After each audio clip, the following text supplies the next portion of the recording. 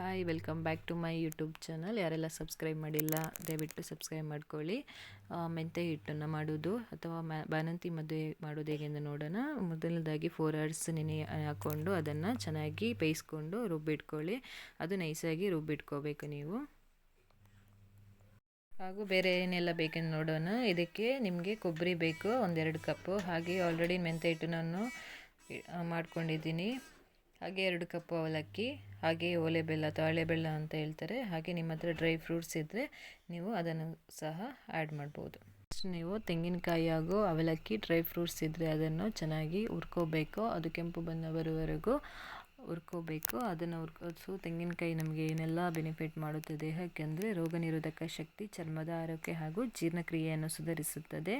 ಹಾಗೂ ಹೊಟ್ಟೆಯಲ್ಲಿ ಇರುವಂತಹ ತುರಿಕೆ ಅಥವಾ ಸ್ಟ್ರೆಸ್ ಮಾರ್ಕನ್ನು ಇದು ಕಡಿಮೆ ಮಾಡುತ್ತದೆ. ತಾಯಿಯ ದೇಹಕ್ಕೆ ಅಗತ್ಯವಾದ ಶಕ್ತಿ ಖನಿಜಾಂಶಗಳಾದ ತಾಮ್ರ, ಕಬ್ಬಿಣ ಹಾಗೂ ಮೆಗ್ನೀಷಿಯಂ ಅನ್ನೋದು ಒದಗಿಸುತ್ತದೆ. ಹಾಗೆ ಅವಲಕ್ಕಿನೂ ಅಷ್ಟೇ ಜೀರ್ಣಕ್ರಿಯೆಯನ್ನು ಸುಧಾರಿಸುತ್ತದೆ, ತೂಕ ಇಳಿಕೆಗೆ ಸಹಕಾರಿಯಾಗಿದೆ. ಬಾಣಂತಿಯರಿಗೆ ರಕ್ತಹೀನತೆಯನ್ನು ತಡೆಗಟ್ಟಲು ಗರ್ಭಿಣಿಯರಿಗೆ ತುಂಬ ಒಳ್ಳೆಯದು. ಎದೆ ಹಾಲು ಹೆಚ್ಚಳಕ್ಕೂ ಇದು ಸಹಕಾರಿಯಾಗಿದೆ. ಹಾಗೂ ಕಬ್ಬಿಣ ಪ್ರೋಟೀನು ಶಕ್ತಿಯ ಸಮೃದ್ಧದ ಮೂಲವಾಗಿದೆ. ನೆಕ್ಸ್ಟ್ ನೀವು ಮೆಂತ್ಯ ಹಿಟ್ಟನ್ನು ತಗೊಂಡು ಅದನ್ನು ಅದರಲ್ಲಿರುವಂತಹ ನೀರಿನ ಅಂಶ ಹೋಗುವವರೆಗೂ ಚೆನ್ನಾಗಿ ಫ್ರೈ ಮಾಡ್ಕೋಬೇಕು. ಆಮೇಲೆ ನಿಮ್ಮ ತುಪ್ಪವನ್ನು ಆ್ಯಡ್ ಮಾಡ್ಕೊಳ್ಳಿ.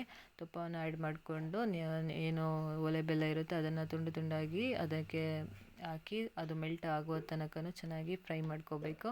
ಅದು ಮೆಲ್ಟ್ ಆದಮೇಲೆ ನೀವೇನು ಫ್ರೈ ಮಾಡ್ಕೊಂಡಿದ್ದೀರ ಅದಕ್ಕಿಂತ ಮುಂಚೆ ಅದನ್ನೆಲ್ಲ ಅದಕ್ಕೆ ಆ್ಯಡ್ ಮಾಡ್ಕೊಳ್ಳಿ.